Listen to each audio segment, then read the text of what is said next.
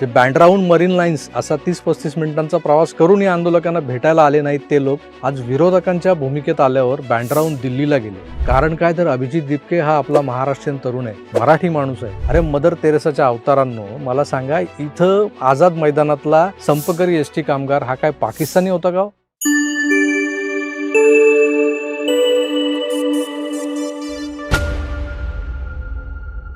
हिमालयाच्या मदतीला सह्याद्री धावला, ही लाईन तशी जगप्रसिद्ध आहे. अगदीच जगप्रसिद्ध नसेल पण किमान आपल्या महाराष्ट्रात तर बऱ्यापैकी प्रसिद्ध आहे. ही लाईन आज आत्ता या क्षणी मला का आठवली तर परवा रात्री उशिरा CJPच्या आंदोलकांना भेटायला शिवसेना उभाटाचे पक्षप्रमुख उद्धवजी हे चक्क दिल्लीला जंतर मंतरवर पोहोचले. त्या स्टेजवरून साहेबांनी जोशपूर्ण असं भाषण केलं. दिल्लीतल्या त्या बजबजपुरीत काल चक्क जय महाराष्ट्राचा आणि छत्रपती शिवाजी महाराज की जयचा नारा लागला. जय भवानी जय शिवाजीच्या घोषणा दिल्या गेल्या. त्या सगळ्या आवेशानं मराठी मन भारावून गेलं जणू काही. त्यात दिपकेनं ॲडिशन घेतली की उद्धवजींच्या हेल्थचा इश्यू असतानाही ते इकॉनॉमी क्लासने फ्लाय करून आलेले आहेत.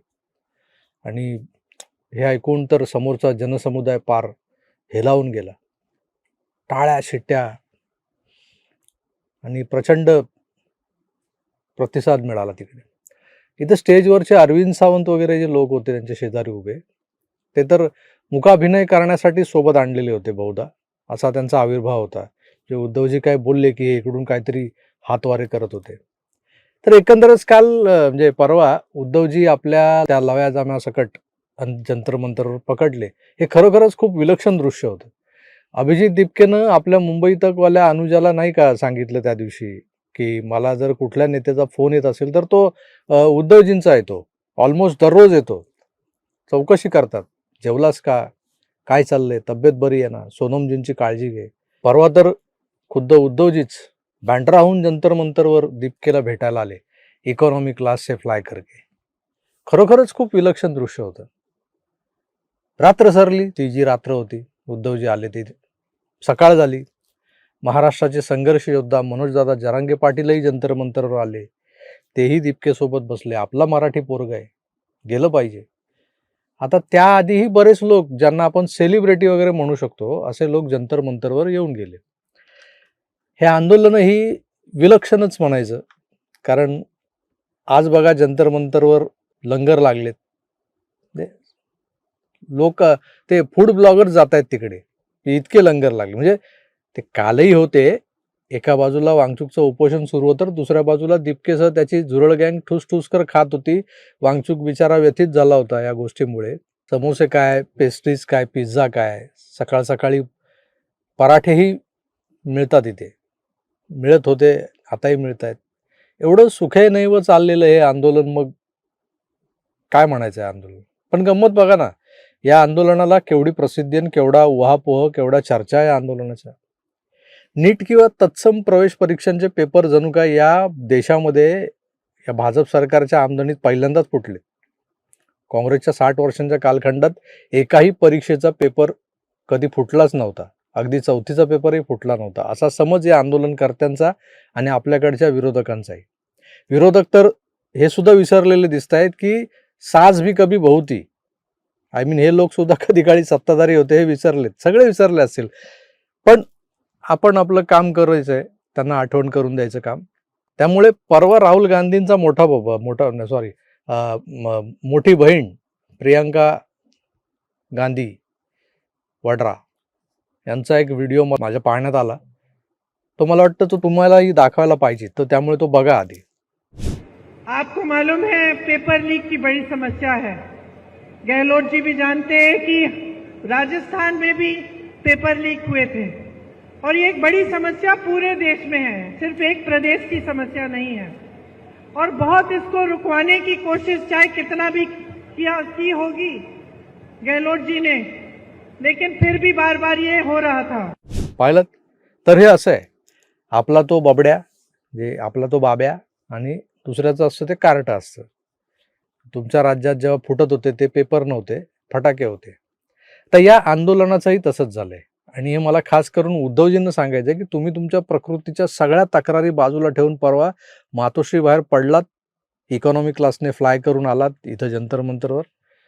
पण 2021 साली मातोश्रीपासून अवघ्या अर्ध्या तासाच्या अंतरावर असलेल्या मुंबईतल्याच आझाद मैदानावर राज्य परिवहन महामंडळाच्या एस टी सेवेत कार्यरत असलेल्या जे ते चालक, वाहक, तंत्रज्ञ हे त्यांच्या 6-6 महिने थकवलेल्या पगारांसाठी आणि महामंडळाचं शासनात विलिनीकरण व्हावं या मागणीसाठी आंदोलनाला बसले होते. ते दिवस आठवतात का? आणि महत्त्वाचं म्हणजे उद्धवजींची परिस्थिती तेव्हा आजच्यासारखी नव्हती. म्हणजे ते आता बोलतात ना, माझे हात रिकामे आहेत, मी तुम्हाला काहीच देऊ शकत नाही, असं म्हणण्याचे दिवस नव्हते ते. कारण त्यांचा पक्ष तेव्हा अखंडित होता. 56 आमदार होते त्यांच्याकडे. राज्याचा परिवहन मंत्री हा शिवसेनेचा होता आणि स्वतः उद्धवजी हे राज्याचे मुख्यमंत्री होते. पण गोरगरीब एस टी कर्मचाऱ्यांच्या मागण्या समजून घेणं तर सोडा, त्यांच्या या आंदोलनाला अजिबात कुठल्याही माध्यमातून प्रसिद्धी मिळू नये याची व्यवस्थित पाकीट वाटपवाली तरतूद करून ठेवली होती यांनी. काल भाऊ तोरसेकरांनी आठवण सांगितली त्यांच्या एका व्हिडिओत की आझाद मैदानाच्या कंपाऊंड वॉलला लागूनच असलेल्या पत्रकार संघातला एकही मराठी मीडियाचा पत्रकार किंवा त्याच्या शेजारच्या प्रेस क्लबमधला बहुभाषिक पत्रकार त्या आझाद मैदानाकडे फिरकलाच नाही. कारण तिथं बसलेले एस टी कामगार हे चिल्लर कॅटेगरीतले होते यांच्यासाठी. पण महाराष्ट्रातून दिल्लीला जंतर मंतरवरचं आंदोलन कव्हर करायला आपल्याकडून रेखा, हेमा, जया और सुषमा, सबकी पसंद, निर्मावाल्या निष्पक्ष पत्रकारिणी त्या मात्र पोहोचल्यात. खरंच त्यावेळेस अक्षरशः दमनकारी असं मावा आघाडीचं सरकार हे या राज्यात बसलेलं होतं. गेंड्याच्या कातडीचं सरकार. या एस टी कामगारांच्या आंदोलनाला अगदी सुरुवात ही लोकल लेवलवर झाली होती.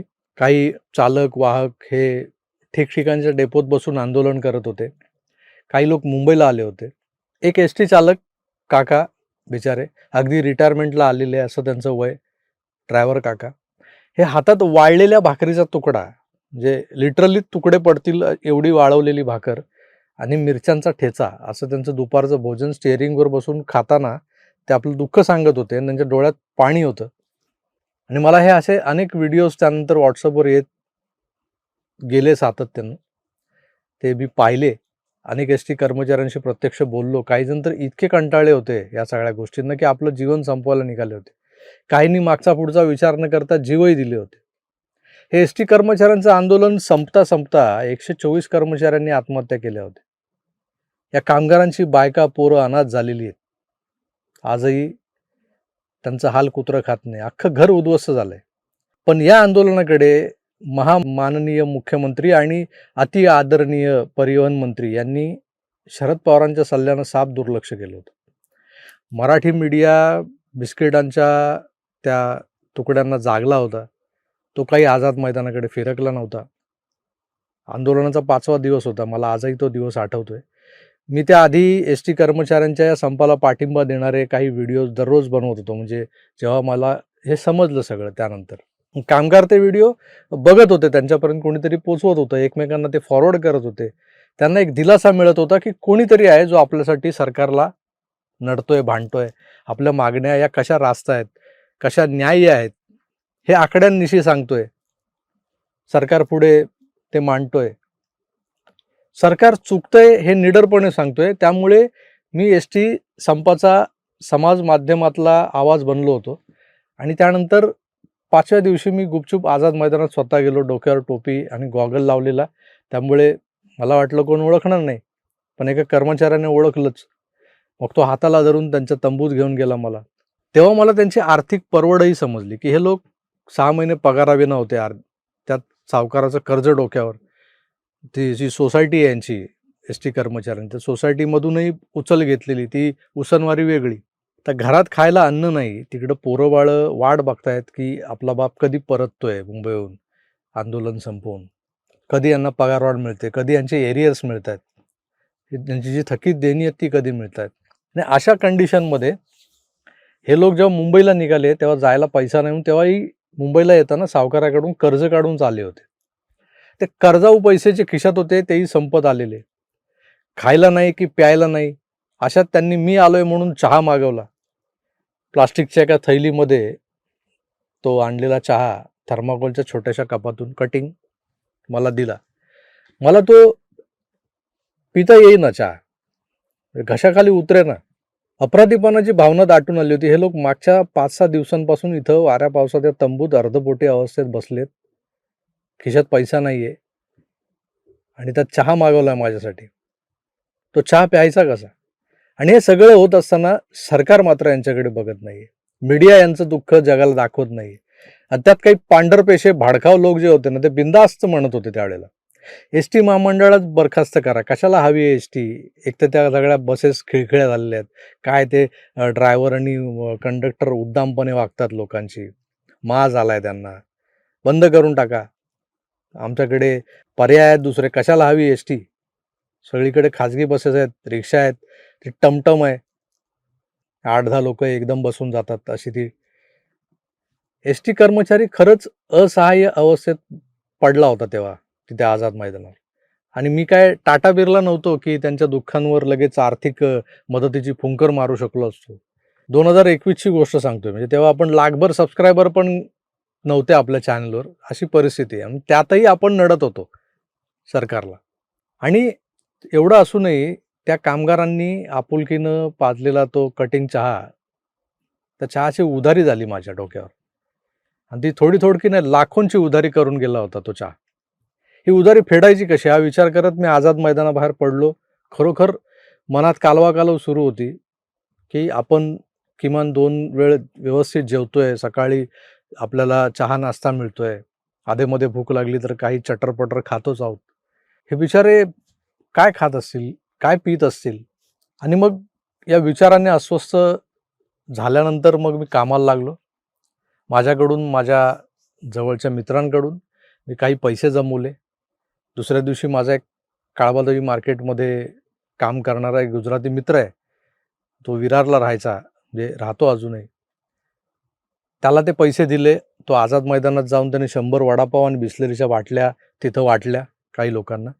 आणि ही सगळी गोष्ट ना मग मी एका व्हिडिओतून आपल्या मायबाप प्रेक्षकांसमोर मांडली. अनेक लोक मला आर्थिक मदत पाठवायला तयार झाले. सांगा काय करायचं, सांगा काय करायचं. त्या सगळ्यांना मी विनंती केली की जे काय करायचं ना तुम्हाला ते स्वतः करा. वडापाव, भजीपाव, पुरी भाजी, पुलाव जे जमेल ते द्या, पण ते द्यायला तुम्ही स्वतःच जा तिकडे. त्या कर्मचाऱ्यांच्या सोबत किमान 10-15 मिनिटं तरी बसा, त्यांची दुःख ऐका, त्यांना धीर द्या. माझं किंवा माझ्या चॅनलचं अजिबात नाव घेऊ नका तिकडे. पण झालं असं की हे जे काही चाललंय ते माझ्या आवाहनानंतरच सुरू झालं हे लोकांना कळत होतं. त्यामुळे एस टी कर्मचाऱ्यांनाही कळलं की या सगळ्यांच्या मागे मी होतो. आता मवी या सरकार विरोधातला जो हा सूर लावणारा आंदोलन आहे आझाद मैदानावर चाललेलं म्हटल्यावर भाजपने त्याचा राजकीय फायदा घेण्यासाठी गोपीचंद भाऊ आणि सदा भाऊ हे 2 भाऊ तिथं पाठवले होते. नंतर कामगारांच्या मदतीला तो हसन तिलक रत्ने आला, वेल्डिंगचा चष्मावाला. हौशे नवशे गवशे नंतर बरंच आले, पण या आंदोलनाची दशा न दिशा पार बिघडली नंतर. तरी सांगायचा मुद्दा असा की हे जे लोक पोटाची खळगी भरण्यासाठी आक्रोश करत होते तिथे, त्यांच्या आंदोलनाला चिरडू पाहणारे लोक पोलिसी बळ वापरून भर पावसात आंदोलकांच्या डोक्यावरचं ते कंतान, ती ताडपत्री काढून टाकणारे लोक, जे बँड्राहून मरीन लाईन्स असा 30-35 मिनिटांचा प्रवास करून या आंदोलकांना भेटायला आले नाहीत ते लोक आज विरोधकांच्या भूमिकेत आल्यावर बँड्राहून दिल्लीला गेले. कारण काय तर अभिजित दिपके हा आपला महाराष्ट्रीयन तरुण आहे, मराठी माणूस आहे. अरे मदर तेरेसाच्या अवतारांनो, मला सांगा इथं आझाद मैदानातला संपकरी एस टी कामगार हा काय पाकिस्तानी होता का? साला सोयीनुसार भूमिका बदलणारे लोक तुम्ही कसल्या राजीनाम्याच्या बाता मारता? प्रधान नाही, पंतप्रधान का इस्तीफा चाहिए? तुम्ही दिलेलात का तेव्हा? 123-124 कामगारांनी आत्महत्या केल्या, पण तुम्हाला खाट काय फरक पडला नव्हता त्यावेळेला. कामगारांच्या बाजूने बोलतो आणि तुमचे पाळीव लोक मलाच धमक्या देत होते त्यावेळेस. आता मात्र जे सरकार आहे ते अन्याय अत्याचार करणारं दमनकारी सरकार आहे. तुम्ही मात्र रामराज्यच करत होते तेव्हा महाराष्ट्रावर.